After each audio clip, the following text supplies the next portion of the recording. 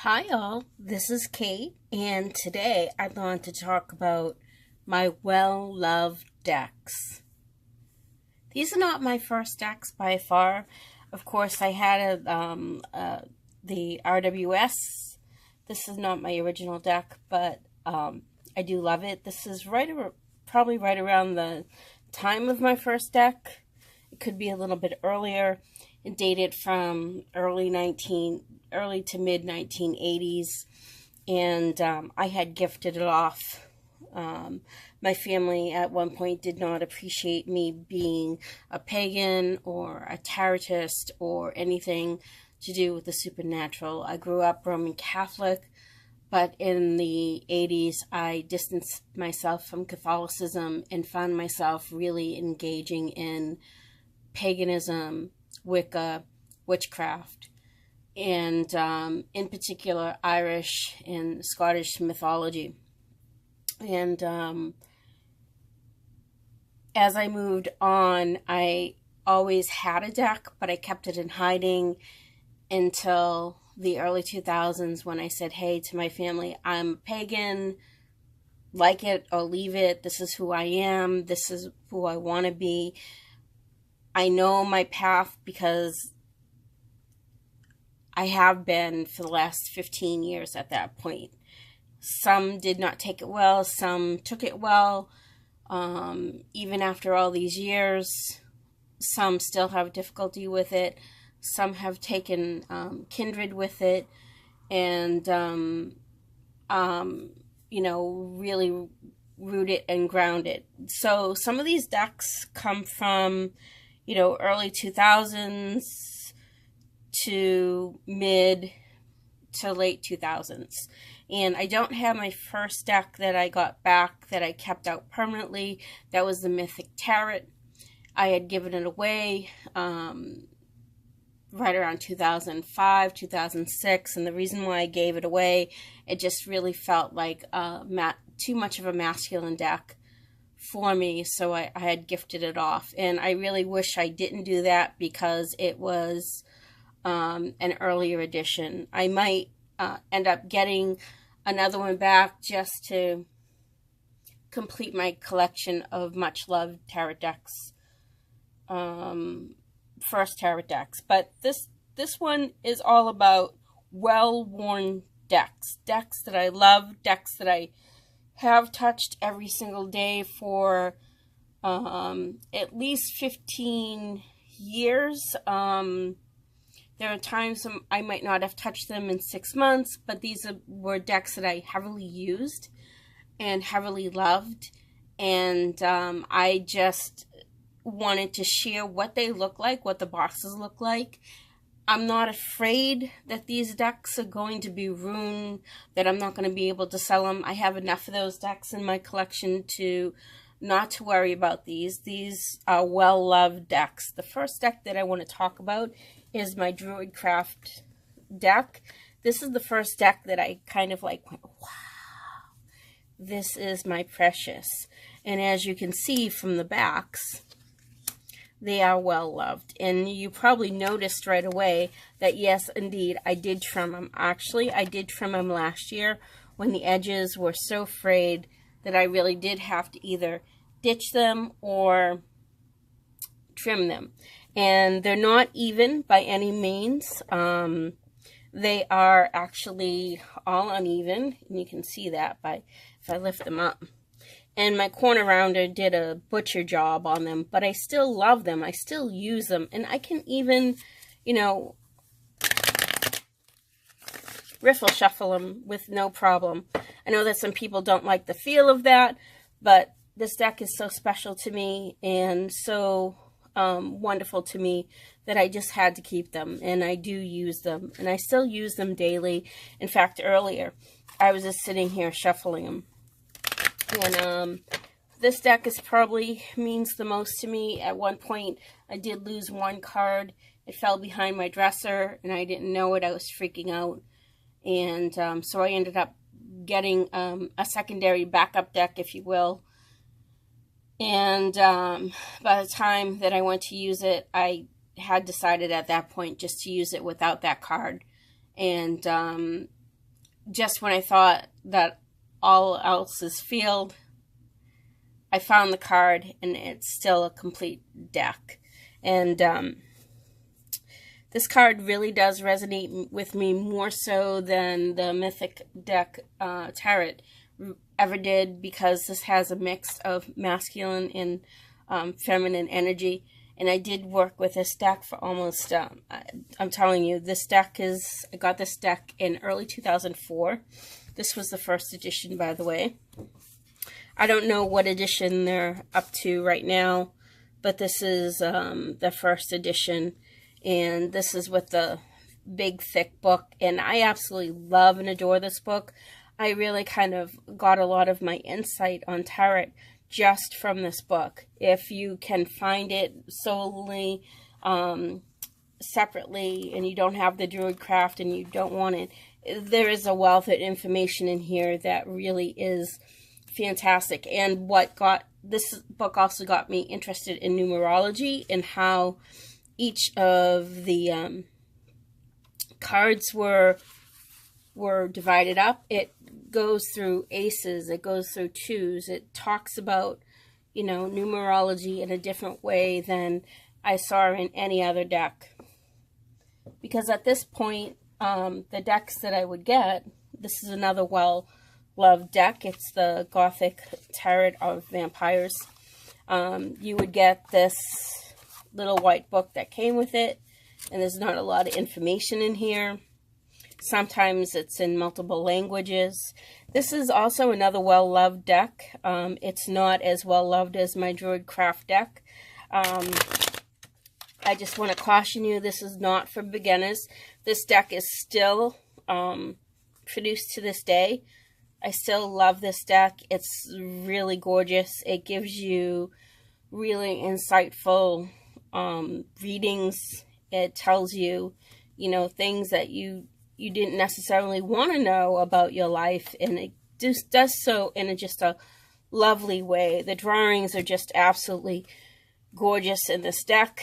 And yes, it's about it does have this kind of interesting way of presenting itself, and it's not very close to Rider-Waite-Smith, but it does have some of the Rider-Waite-Smith elements. And for instance, this card right here, this Ten of Wands, normally it is someone with carrying a bundle on their back. This one is that she is inside her coffin, and she's chained to that. She's young yet.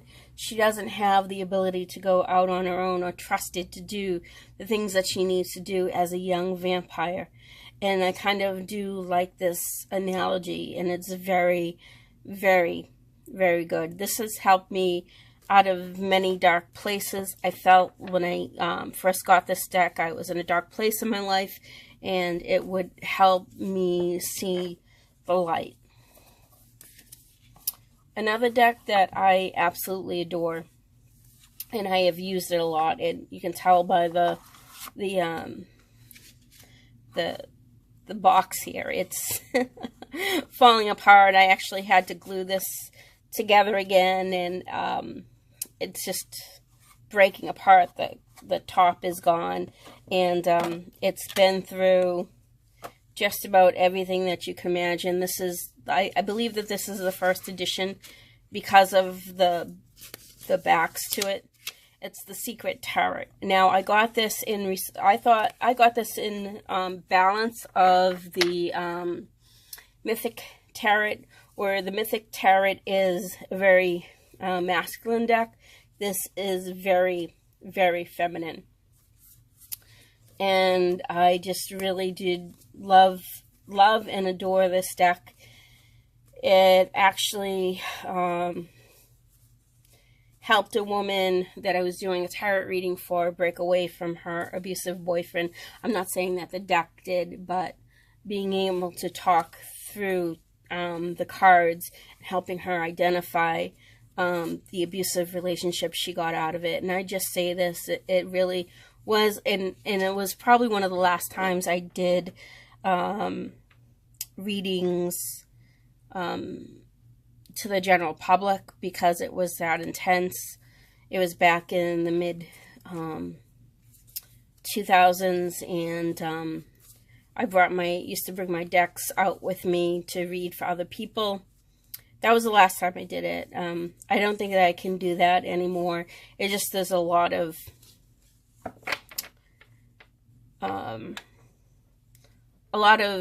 myself goes out to do readings, and I don't charge.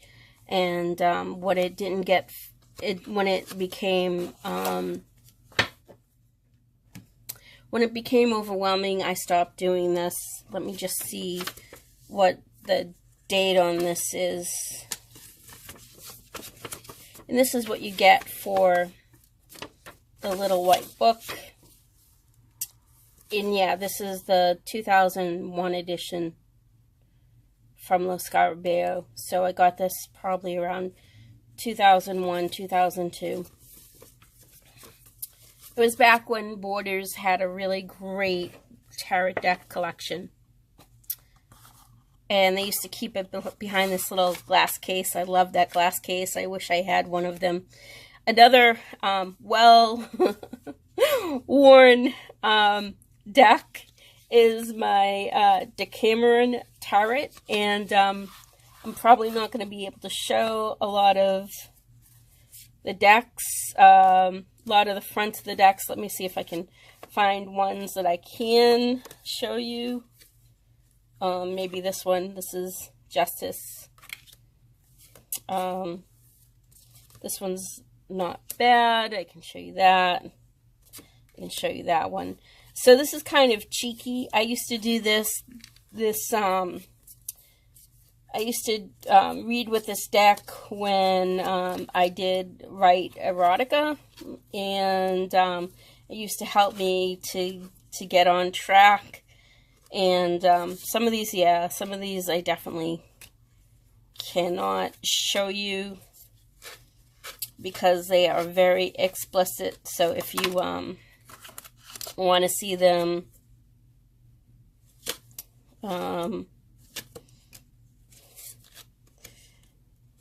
you could probably see them on another site. Yeah, just trying to show you some that you can. But I think that this deck is still made by Lo Scarabeo. I don't know if they still put it on the cardstock that they did. And I did edge these, and I actually edged these a couple of years ago. When I started to get into deck modifications. And let's just see the date on this. This is from 2003 too. And another deck that I talked about as well before is the Gothic Tarot. Let me just put these back. I still have a lot of fun with these decks, and I still bring them out quite a bit to do my readings, because I do feel that they are a part of me when I do work with these decks. I did not want to get this deck, by the way, because of the box. This is really kind of what got my goat about the Mythic Tarot. It was just a very masculine energy. But when I saw this, I go, no, I can't get this, but I love Gothic. I love vampire stuff, and oh man, I was like going through this in my head of what I didn't want to have. But when I actually looked at the cards in the end, they were so beautiful. And yes, this is a pip style deck, and they are absolutely gorgeous. And I used to use this deck and the Gothic Tarot of Vampires.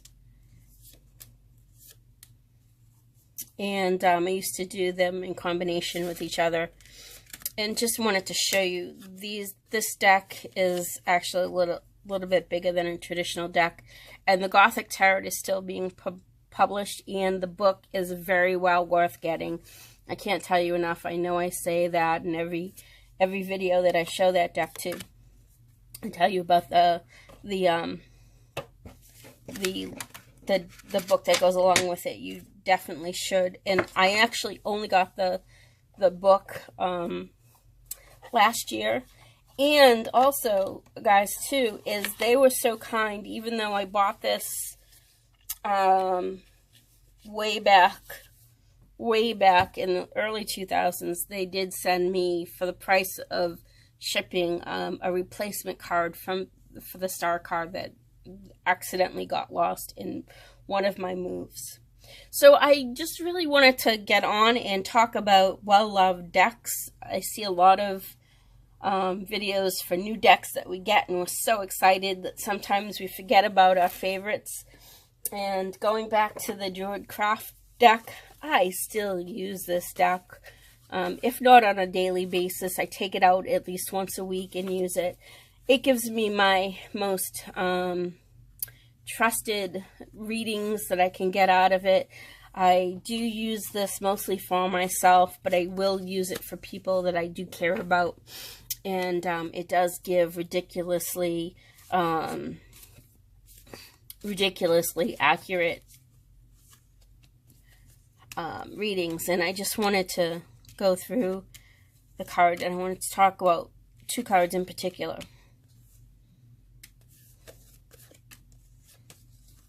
If I can find it. Well, I call the High Priestess card that comes in this,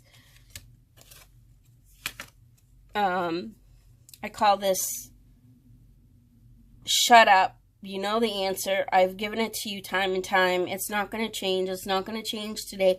It's not going to change tomorrow. Stop. Look at what I gave you and really dig in. Look inside. And you will get it. I can guarantee that you'll get it. Just take a break from your anxiety. Take a break from everything else that's going on. And seek the answer inside you. You have it. You've got this. The most important part of that is you got this. And you've got this well enough. And this one is my communication card. It tells me, hey, listen, you need to reach out and communicate. And you need to communicate in a way that's going to resonate with the person that is hearing it. Just because you communicate it doesn't mean that they'll get it. So this is my communication card. When I get this in a reading for myself and for others, it means, hey, listen, first things first, you need to open your mouth and communicate your feelings, communicate your worries, communicate your issues.